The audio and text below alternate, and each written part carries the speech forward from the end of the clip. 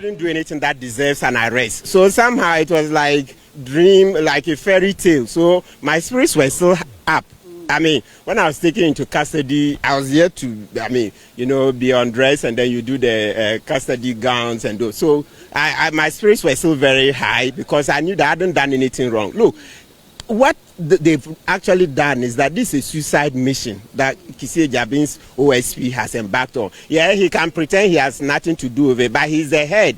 Okay, the one who called the policeman to arrest me, he's called Seth Ablomensa.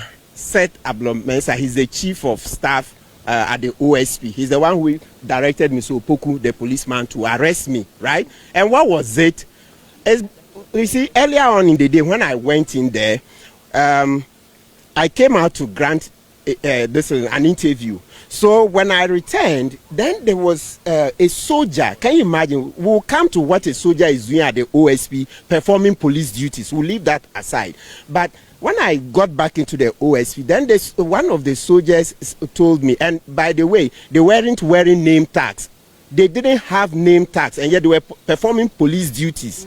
And there were two policemen too. So one of the soldiers told me that, by you, we allowed you to park. You see, the tone we allowed you to park was like, even parking was a favor. So I didn't understand. Next time, when you come in here, we will not allow you to go out. So I retorted that, no, he has no right to curtail my rights. In any event, I'm just there to help. Right? They said, come and give further information. I'm not under any investigation. I'm not a suspect. I'm not an accused person. So then I continued going. Then a colleague of his, another soldier, then shouted to me that next time I do that, I will see. That's what I said, next time. So that kind of threat, the Ghanaian English, next time you do that, you will see. In Ghanaian English, that means he will cause me some harm. You will see. There will be consequences, even if it's not physical harm, but there will be consequences. So I turned and gave him the same answer that no, he has no right. I'm not a suspect. Even a suspect, can you do that? So I said he had no right. Then next thing I knew, he said, I'm stupid. That's what the soldier said. The soldier said, I am stupid. Oh, of course. So I turned back and told him that he's also stupid. So we exchanged a few words. And then one of my lawyers pulled me for us to go in. We went, and then, as usual, the OSP chose to present employees. When we had made it clear at the second meeting that, look, considering that almost all of my allegations are against Kissie Jabin, who is the special prosecutor, and these are his subordinates, the subordinates can't do much about their bosses. Martin, they said that. Can you investigate, if let's say, Mr. Nyama, your this COO? You can't investigate Mr. Nyama, much less the MD. So that's the same thing. And even before I was invited, Ghanaians had said it on various social media and private messages to me that how can OSP investigate itself? But me, I'm a law-abiding citizen. I thought that as long as they can do something to accommodate that, to show independence, I'm willing to give the information. In any event, I'm almost done. I'm presenting the petition to the president for onward submission to the CJ. I have a lot of charges. As I'm talking to now, I have over 15 charges against Kissie Jabin. I'm not running away from this fight. So the least they shouldn't have even tried it. You don't try such a thing. You see, you don't try such a thing. It just tells you the very incompetency. My arrest and detention underscores the incompetence with which Kissie Jabin sat down and allowed Oforiatta to run. Kissie is not up to scratch. Kissie has never been up to scratch. Because you see, how would you arrest Kpebu when I had already said it? Today is 3rd December. I mentioned on 2nd of November, you can check on the key points, that I'll be presenting a petition for its removal. So such a person like me, and you know me, once I say I'm going to do this, I'll do it. So just stay clear of. Look, I don't mind the arrest, even assuming the exchanges with the soldier were illegal and so amount to something that you want to arrest. Remember, in law, there's a difference between arrest and detention. The arrest is you tag the person. You're under arrest, I'm investigating you for so and so offense. So when you're done, admit the person to bail, right? Then let the investigations continue. Can you imagine Seth Ablomensa said, yes, they were admitting me to bail, but I should bring a property in my name. For what? So a soldier insults me, Martin, you are stupid. And I also tell him you are stupid. That's the effect of the words. So that's and the reason why you were Yes, that I should bring property in my name. And where's the indenture? Fortunately for me, my office is just about 10 minutes from the OS. I have indenture in the office. So when we argued, my lawyers argued for about 15, not that continuously 15. My lawyers made a plea that, look, I should be given self-recognizance bail, right? And then said, Ablomensa said, okay, he would go consult. So he stepped out. So we thought it was going to be a favorable response. So when then subsequently he came in about 15 minutes and said, no, they would not do so. They will not vary the conditions to give self-recognizance. So then I told Mr. Marcelinus Bia, one of my lawyers who accompanied me, okay, Marcel, go to the office. I have indenture in my name. Just bring it. And my office is just, you can see, you can attest. This is less than 10 meters drive to the OSP. So Marcel came, long story short. So Mr. Ablomensa asked that I be handcuffed and taken to custody. That it was too late, and that even when we brought the indenture, they would have to do verification. So practically talking about justification for exchanging words with a soldier who didn't know the writing. He's not supposed to be performing police duties. A soldier performing police duties in the OSP. You see the very thing we've been talking about. Article 210 of our constitution is clear that, look, you soldiers for war and then maybe some development activities. But here you had the police, two policemen in there. And so if anything, if you think the building is under threat, anything, you use the soldiers as backup. But if you go to the OSP, the soldiers are performing frontline duties. You see, this thing have been mentioned that soldiers are taking away the work of the police. You see it has manifested. It's not only in the Galamsey fight. Now, ordinary OSP, soldiers have taken away the work of the police, performing frontline duties. If you think the building is under threat, let the soldiers be at the back. Let the soldiers be at the back. What are they doing front line? And there was a policeman. Now, let me repeat with all the emphasis. Look, get it. You see, as I mentioned, the policeman who initially came and told us to move, we shouldn't do the interview where we were. You know, when I came in, he said nothing to me. He's Mr. J. I don't see his first name. Usually, they'll just put the surname. J. He stood there. He was quiet. Then I went past him. But these soldiers who couldn't contain it. So you see that there's a difference in the training. Police are trained differently from soldiers. Soldiers is war, high aggression. So for them, they couldn't contain it. So the policeman who came and, just like we're doing this interview, told us to move from there. We're not on the direct frontage of the OSP. The interview was being done on an ECG facility, which is near the entrance. So perhaps ECG to provide backup electricity for OSP and the other buildings in the area. But when you go there, you see that this is an ECG facility. So that's where the interviews were being granted. But even then, when Mr. J, the policeman, came and said we should move, the Joy News cameraman and Fatal, the journalists who were interviewing me, they were questioning his authority, because for them, they were clear that this is an ECG facility, not OSP. Look, their camera, I'm sure, were live. It will bear me. I had to intervene that, look, I don't want to argue. You see, like we say, to paraphrase, when you go hunting for an elephant, don't concern yourself with rabbits, snails, and those things. No, we knew that Kisi Ejambe must leave because he's incompetent, he's corrupt, etc. That's the thing. So I didn't want the story to expand. So the moment the policeman, Mr. J, said we should move, you even see, I'm sure their camera, the Joy News camera will capture. You see me pushing them that, no, let's go. I don't want an argument. So I pushed them. So we went off the ECG facility and did the interview further off. Then I walked in. When I walked in, so the policeman who came and asked us to move, so I met him. He didn't say anything. I bypassed him, still going to the OSP yard. Then these soldiers who have bad temperament, you see, like I said, very bad temperament, their work is not police duties. I don't know what is so, dangerous about Kpebu that you have soldiers supplanting police, soldiers taking over police duties. But what happened when you went in after the conversation with the OSP officials there? Was it after that you came out and was arrested? At what point did they say that you were under arrest? Right in there. I didn't come out. So you see, these soldiers, this exchanges with one of the soldiers. Remember, the first one asked me, when I replied, he stepped out. Then the shorter one, he couldn't contain his anger. I think he has anger issues, right? So he's the one I had the exchanges with. That was it. When I went upstairs there was nothing. Ablomensa had they sought to ask us the questions. And you know, this is the third time. We had told them that like I said, Martin Kpebu that you cannot investigate Mr. Nuyama, your chief executive operations officer. You can't, much less your MD.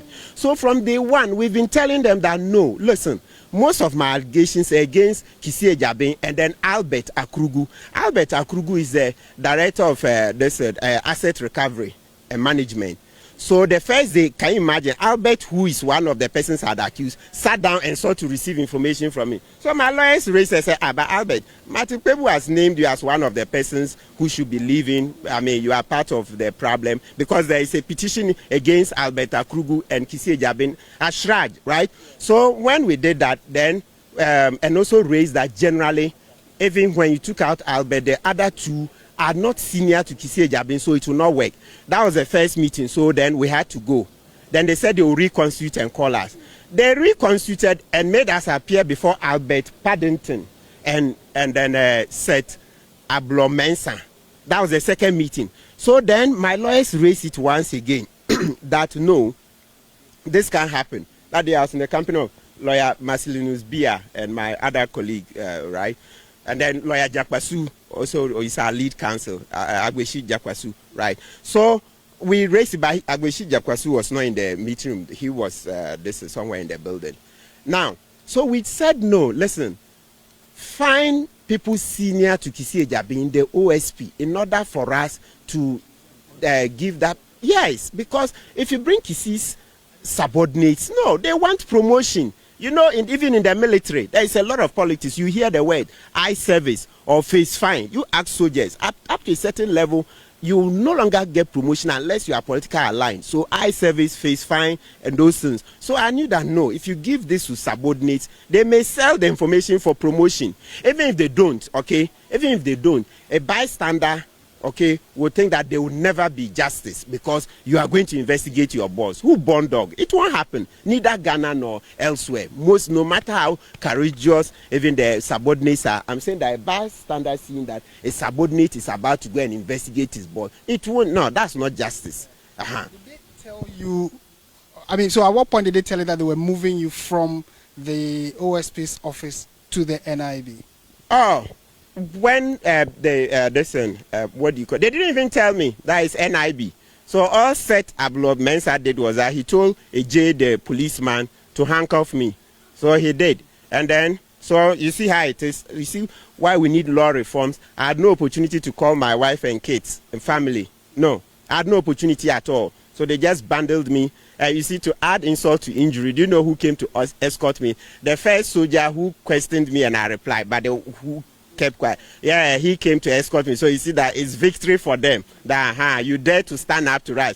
So I complained. I said, how can the man who even started this whole exchange be the one to escort me? So a soldier came to escort me when there are police. So based on my complaint, when we got to the entrance, then Mr. J, who now had to drive the vehicle, asked the soldier to get down so that a policeman will come and say, meanwhile, what are we looking for? This particular case, it brings up a lot about the way the Ghanaian has lost faith in the police service, so much so that everything you want soldier. Look, the policeman who came, he was far taller and muscular than the soldier. So what is it? Why is it that we like too much of just the uniform? Because in terms of physique, if you saw the policeman, the police also have the well-built, and he's far more well-built, taller, physically imposing than the soldier who got down. And the other soldier is very diminutive, very diminutive. So I don't even know why you be placing so much on the you want soldiers. Were you told what charges would be preferred against you, or you didn't get to that level? And if that, whilst you were in their premises, what happened? What was the conversation like? No, so I was told that for obstruction of a public office or something like that. Yes, obstruction. So it only meant the soldier. Now soldier is performing police duties. I don't even know what. Yes. Meanwhile, if they have this, I have witnesses. My two lawyers were present. They saw it was the soldier who first insulted me. I can't insult a soldier when he has not done anything. But the moment he insulted me, then that meant that he's not respecting his uniform. So how would a civilian? So you see the very reason we even say, look, don't bring them into the to mix with civilians. Keep them. There's a reason why there's a barracks. They say, look, let them do war. Maybe if there are bridges, some developmental activities, let them go and do. don't bring soldiers to perform police duties. That's because the guy clearly had no temperament for this. We don't. Are you expected to go back to the OSP? How did you conclude before we were told that they brought you back to your office? What was the final conversations like? I should come back tomorrow at 11 a.m. Yeah, I have my indenture. Well, ready, myself was ready to take it. 10 minutes. Ablomens, I said no. So you are still expected to come and justify ridiculous. They just said I should report as well. I hope it won't be. Because, Martin, this is serious. So, a few exchanges with a soldier who had no business performing police duties, you say I should bring indenture. That's title deed. You need a full house as bail conditions. We are dead. We are dead. But this is an opportunity for law reforms. It tells you how some public officers can abuse their office. You see, the whole office set up governments yes, they can see their boss is about to leave. They are not happy. I think he can foresee that he also lose his office. So because of that, he's trying to do something to protect Kisi Ejabin. Because I understand Kisi Ejabin saying he had no knowledge. What kind of training did he give the staff? If he didn't give them high-handed training, why would Seth Ablomensa be asking me for an indenture over a matter of a few words with a soldier who started the whole thing? Counsel, we are grateful that you made time to speak to us. Maybe last one before I go. Whilst the NIB premises, what exactly happened? What exchanges or conversations went on? Oh, NIB, so I was taken in, and then there was some paperwork, so you have to fill in. And then, yeah, you feel it. You know, the one that struck me was that even I had this complimentary card. Even that one was recorded. If you have this, yeah, they said, "Do I have anything?" I checked all my packets and said no, because my phones and everything I had left in the car, right? So, but when I dipped in my packet, I saw the complimentary card and then this nose mask. So the nose mask they didn't mention, but the complimentary card, I heard one of the officers telling another one to write in terms of property that I have. So they'll count. So they'll count everything. So they said one jacket, one black trousers, one belt, one white shirt. Then they asked, "Are you wearing a singlet?" I said yes. What color is it? White. White singlet. One shoe. The hat. Everything. And the complimentary card. So they had to document everything I had come into that place with, and then I was asked to sit so that the other processes will be gone into, and then fortunately they didn't finish, and then I got bail. All right. Thank you so much, and we hopefully will see how this will finally eventually play out. The petition will go. The petition against Kisi Ejabin will go. Look, I can say.